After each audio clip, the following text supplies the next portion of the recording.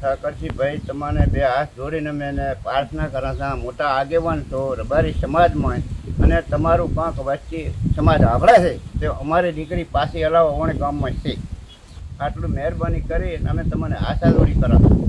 રબારી સમાજને વિનંતી કરું છું કે મારી માં ઓપતી જતા મો હતી મારે પૈયર તે અહીં આવી અને ઓણનો રબારી દેવા માજેવ કરીને નામ ઈ મારી છોડીને ઉપાડી ગયો છે.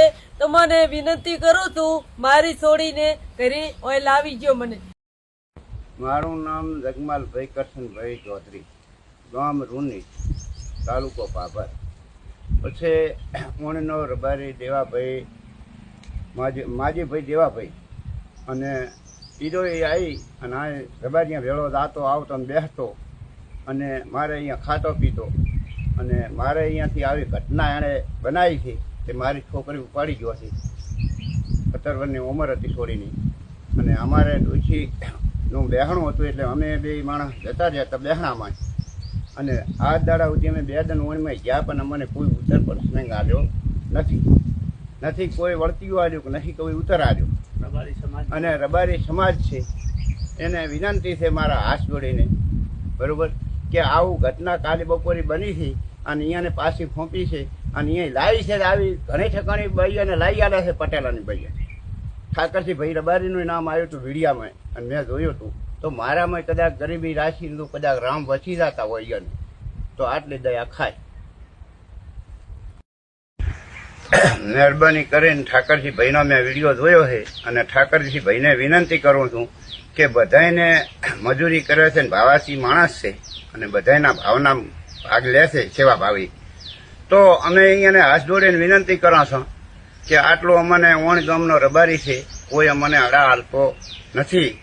તે મહેરબાની કરીને અમારે અત્યારે ખાવા દાણા રહ્યા નથી. મારી જમીન અત્યારે 4-4.5 લાખમાં ગીરવે પડી છે અને અમે થાકી ગયા છો. આજ ભાભર લાવો જ મારા ગોંદામાં 100 રૂપિયા રહ્યા નહીં ભાડાના. તે મહેરબાની કરીને જો આટલી અમને મદદ ચાલો અને ગરીબી જોઈ ભગવાન તમને રામ ખૂબ આલશે આશીર્વાદ અને અમારા પણ આશીર્વાદ મળશે અહીંયાને બરાબર. તો આટલું અમારું પણ વિનંતી છે સાંભળો તો અને ખૂબ ખૂબ તમને આભાર ગાય અને રબારી સમાજને વિનંતી કરું છું કે મારી માં ઓપતી જતા મો હતી મારે પૈયર તે અહીં આવી અને ઓણનો રબારી દેવા માજેવ કરીને નામ ઈ મારી છોડીને ઉપાડી ગયો છે. તો મને વિનંતી કરું છું મારી છોડીને ઘરે અહીં લાવી ગયો. મને ઠાકરજી ભાઈ તમને બે હાથ જોડીને મેં પ્રાર્થના કરા છું. મોટા આગેવાન છો રબારી સમાજમાં અને તમારું કાંક વચ્ચે સમાજ આભળે છે તે અમારી દીકરી પાસે અલાવા ઓણે ગામમાં છે. આટલું મહેરબાની કરી અમે તમને આશા જોડી કરા. हेलो दोस्तों, हाल में जो आप वीडियो જોઈ રહ્યા છે दोस्तों તે ભાઈ છે જગમલભાઈ ચૌધરી. तो जगमलभाई चौधरी ની દીકરી दोस्तों रबारी समाज में भागी गई है दोस्तों. तो रबारी समाजना एवं किंजलबेन भागी गया था चौधरी समाज में. तो ते पाछा आवी गया है दोस्तों. तो आ चौधरी समाजनी दीकरी है ते पण पाछी आवी जोईए एवो न्याय कोणे कर्यो छे दोस्तों. आ ठाकरसिंह बापू तेमना विषे शुं बोल्या दोस्तों, तेमनो विडियो जोवो. ઠાકરજીભાઈ, આખરે કિંજલ રબારી ઘરે પરત આવી ગયા. તમે પણ સોશિયલ મીડિયાના માધ્યમથી તેની પુષ્ટિ કરી દીધી છે. આ આખું એ સમાધાન કેવી રીતે પાર પાડ્યું જણાવવા માંગશો?